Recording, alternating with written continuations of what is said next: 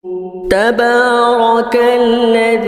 नज़्ज़लल फ़ुरक़ान अला अब्दिही लियकून लिलआलमीन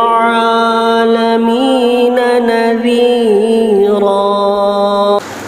किसी भाई ने सवाल किया है, खाली पड़े मकान की कीमत पर सदक़े फ़ितर वाजिब है या नहीं।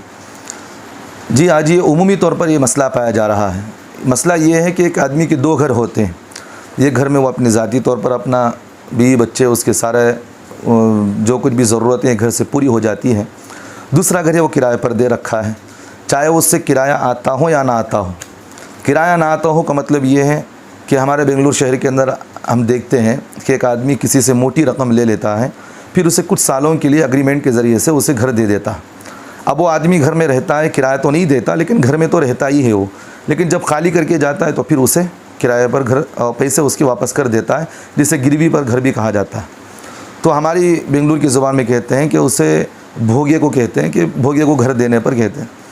तो इस तरह अगर कोई आदमी किसी को किराए पर घर दिया हो और उसे किराया आता हो या ना आता हो, वो ज़ायद घर उसके पास है, तो उस आदमी पर सदक़े फ़ितर वाजिब है। उसकी मालियत पर भी सदक़े फ़ितर वाजिब है। अगर उसकी मालियत ना आती हो तो भी उस पर सदक़े फ़ितर वाजिब है, क्योंकि ये ज़ायद घर है उसके पास मौजूद है।